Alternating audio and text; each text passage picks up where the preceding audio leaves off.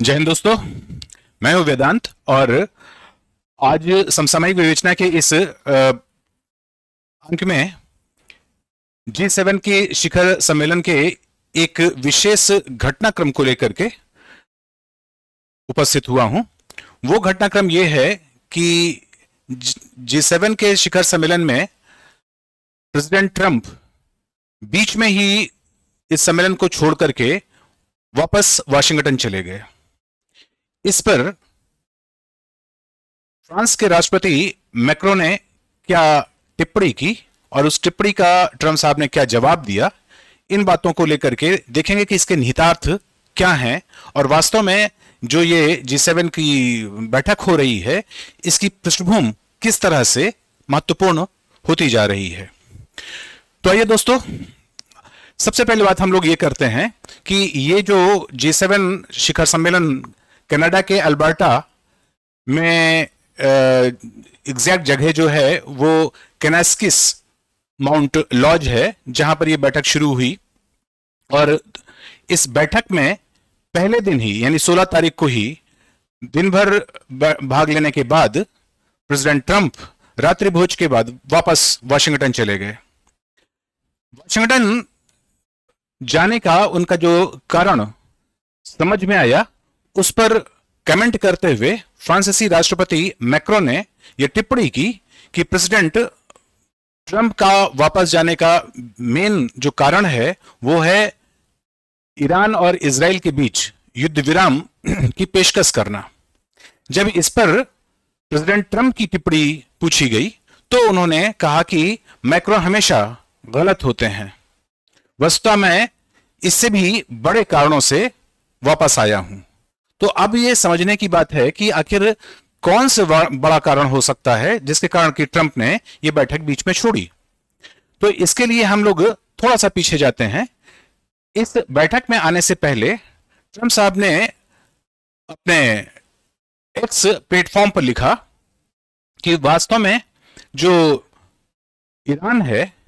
उसे परमाणु समझौता करना चाहिए अमेरिका के साथ।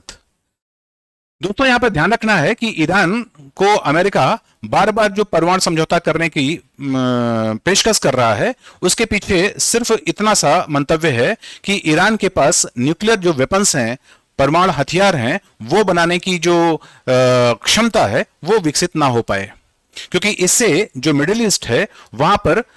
तमाम प्रकार के जो कह सकते हैं कि दूरगामी जो उसके परिणाम हैं वो सामने आ सकते हैं। जबकि इजराइल का मानना है कि अगर ईरान के पास इस प्रकार का कोई परमाणु हथियार डेवलप हो जाता है तो निश्चित रूप से उसके अस्तित्व पर प्रश्न चिन्ह लग जाएगा, क्योंकि इजराइल और ईरान के बीच की जो दुश्मनी है वो जग जाहिर है। यहां पर यह भी ध्यान रखना है कि ईरान इजराइल पर अभी तक लगातार एक प्रकार का प्रॉक्सी वार करता रहा है, हमास के माध्यम से, हुतियों के माध्यम से। लेकिन जब से इजराइल ने हमास और हुतियों को ऑलमोस्ट पददलित कर दिया है, उनकी उनकी जो पूरी क्षमता है वो लगभग समाप्त प्राय कर दी है, उसके बाद ईरान खुद सामने आ गया है। और यहां पर दोस्तों ये भी ध्यान रखना है कि ईरान लगातार परमाणु जो क्षमता है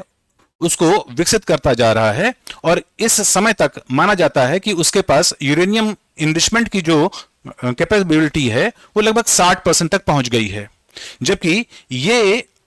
कैपेबिलिटी अगर 90% तक पहुंच जाती है तो वो निश्चित रूप से परमाणु शस्त्र बनाने के लिए सक्षम हो जाएगा, समर्थ हो जाएगा। यहां यह भी ध्यान रखना है कि माना जा रहा है कि उसके पास ज्यादा नहीं बल्कि कुछ हफ्तों या महीनों का समय चाहिए जिसमें कि वो ये काम कर सकता है। यही बात इजराइल और अमेरिका को खटकती है। यहां पर दोस्तों ये भी ध्यान रखना है कि जब फ्रांस के प्रेसिडेंट मैक्रो ने यह बात कही कि वो युद्ध विराम के लिए ट्रंप वापस गए हैं वाशिंगटन, तो इस पर उन्होंने टिप्पणी की कि मैक्रो हमेशा गलत बोलते हैं या गलत होते हैं। उसके पीछे कारण यह है कि ट्रंप साहब आजकल देखते हैं, खासतौर से उनके दूसरे टर्म में, कि अगर हम लोग आम भाषा में बात करें तो कुछ ज्यादा ही मुफट हो गए हैं, या ये कह सकते हैं कि वो जो जिस तरह की जो बातें रहती हैं उनको जो कुछ भी उनके मुंह में आता है वो कह देते हैं, उसके नताइज के बारे में वो बहुत ज्यादा चिंतित नहीं रहते। हाँ, ये अलग बात है कि उसका परिणाम यह होता है कि उनके जो वक्तव्य हैं वो न केवल विवादास्पद बन जाते हैं बल्कि साथ ही साथ ध्यान से देखें तो वो आत्मविरोधी भी होते हैं। अभी अगर इसी मुद्दे को का उदाहरण लें तो एक तरफ तो उनका कहना है कि मैं इससे भी बड़े कारण से गया, और दूसरी तरफ वो प्लेटफॉर्म एक्स प्लेटफॉर्म पर लिख रहे हैं कि ईरान को समझौता कर लेना चाहिए, परमाणु समझौता कर लेना चाहिए और उसके पास परमाणु हथियार नहीं होने चाहिए। जबकि G7 में देखा जाए तो जितने भी प्रमुख जो देश इसके सदस्य हैं, जैसे America, Britain, Canada, Germany, Japan, Italy, France, ये सातों देशों ने मिलकर के देखा जाए तो इजराइल का समर्थन किया है और उनका कहना है कि इजराइल को आत्मरक्षा का पूरा अधिकार है, ईरान के पास किसी प्रकार का परमाणु हथियार नहीं होना चाहिए। यह वास्तव में जो मिडिल ईस्ट है उसके लिए एक अस्थिरता का सबब बनेगा। लेकिन दूसरी तरफ जैसा कि हमेशा हम सेकेंड वर्ल्ड वॉर के बाद से ही देख रहे हैं कि फ्रांस की जो स्टैंड होता है वो एग्जैक्टली नाटो का स्टैंड नहीं होता है, बल्कि उससे आधा घर थोड़ा सा अलग होता है। यही कारण है कि इजराइल का समर्थन करते हुए भी प्रेसिडेंट मैक्रो ने, फ्रांस के जो प्रेसिडेंट है एमेनुअल मैक्रो, उनका कहना था कि इजराइल को जो नरसंहार कर रहा है वो ईरान में, उसको तुरंत रोकना चाहिए और प्रेसिडेंट ट्रंप को कोशिश करनी चाहिए कि वो ईरान और इजराइल के बीच में संघर्ष बंद करवाएं या युद्ध विराम करवाएं। तो इसका मतलब हुआ कि मैक्रो को छोड़ करके और कोई भी नेता ऐसा सामने नहीं आया जिसने इजराइल को यह नसीहत की हो कि वो जो नरसंहार है उसको रोके। तो फ्रांस की हमेशा जो चाल होती है वो देखा जाए तो बाकी जो यूरोपीय देश हैं उनकी पश्चिमी यूरोपीय देश हैं उनकी चाल से, जैसा हमने कहा, आधा घर अलग होती है। यही कारण है कि प्रेसिडेंट ट्रंप है ना, उन्हें ज्यादा पसंद नहीं करते और उनके लिए उन्होंने कहा कि वो हमेशा गलत होते हैं। यहां पर दोस्तों ध्यान रखना है कि ये जो G7 की बैठक हो रही है ये खास तौर से भारत के द्वारा पाकिस्तान के खिलाफ जो ऑपरेशन सिंदूर चलाया गया उसके साथ साथ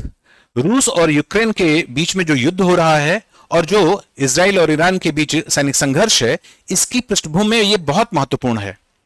क्योंकि इस बार G7 का जो प्रमुख एजेंडा रखा गया है वो अंतरराष्ट्रीय कूटनीति और अंतरराष्ट्रीय सुरक्षा, इसके साथ साथ एनर्जी कंजर्वेशन और जो इनोवेशन है इसको लेकर के रणनीतिक जो एकजुटता है वो प्रदर्शित करने का मुद्दा उठाया गया है। तो स्वाभाविक है कि इस वक्त समस्या केवल ईरान और इजराइल की ही नहीं है, बल्कि यूक्रेन और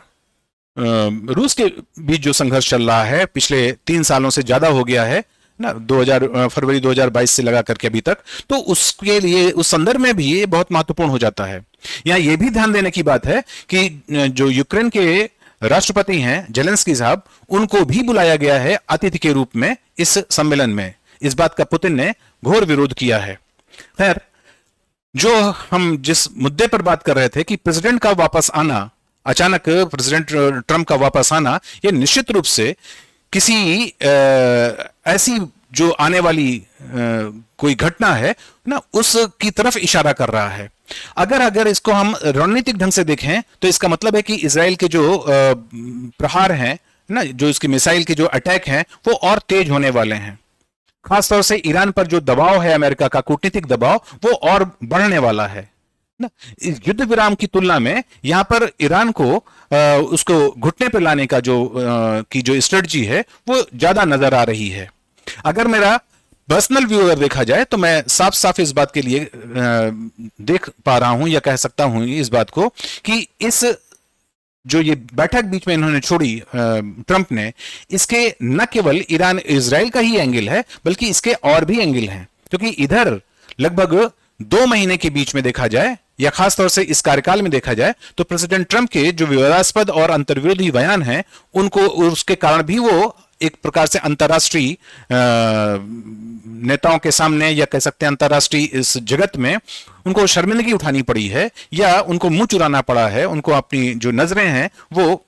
बचानी पड़ी हैं। ये भी एक कारण हो सकता है कि वो रात्रि भोज के बाद वापस चले आए, क्योंकि यहां पर आपको मालूम होना चाहिए कि प्रधानमंत्री मोदी, जिसमें कि ट्रंप ने यह भी दावा किया था कि पाकिस्तान और भारत के बीच में भी युद्ध विराम उन्होंने करवाया है और वो मध्यस्थता तक की जो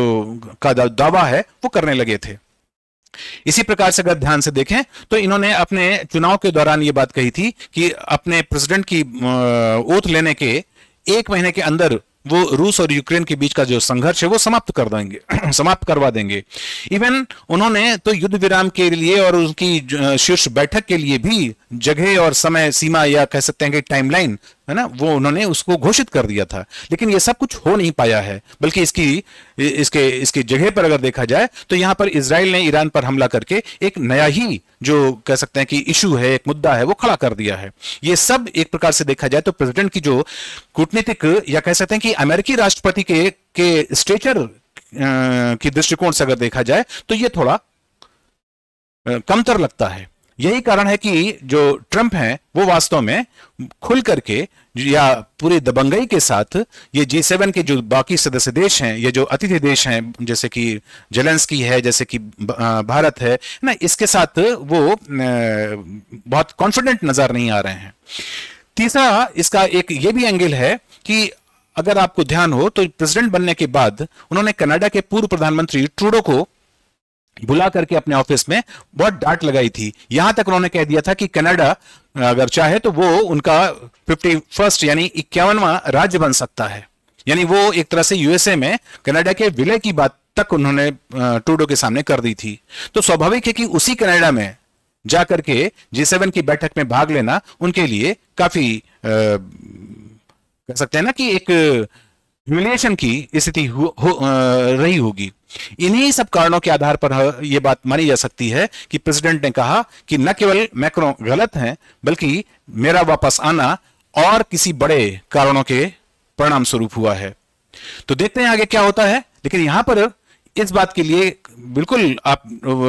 कह सकते हैं कि कंफर्म रहिए कि इजराइल ईरान पर कोई बड़ा अटैक करने वाला है या जो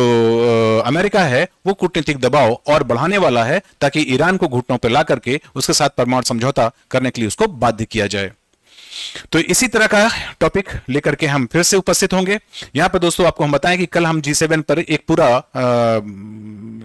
अंक लेकर के सामने आएंगे जिसमें कि जो कुछ भी उनके एजेंडे में शामिल किया गया या जो संयुक्त बयान आया उन पर हम लोग बात करेंगे, उसके निहितार्थों पर बात करेंगे, भारत को की दृष्टिकोण से यह बैठक किस तरह से लाभप्रद रही इसको लेकर के हम लोग बात करेंगे। लेकिन तब तक आप लोग इस वीडियो को देखिए, लाइक करिए, कमेंट करिए और कोशिश करिए कि इसको ज्यादा से ज्यादा लोगों पर शेयर करिए, क्योंकि शेयर करने से ज्ञान बढ़ता है, जानकारी और बढ़ती है। धन्यवाद।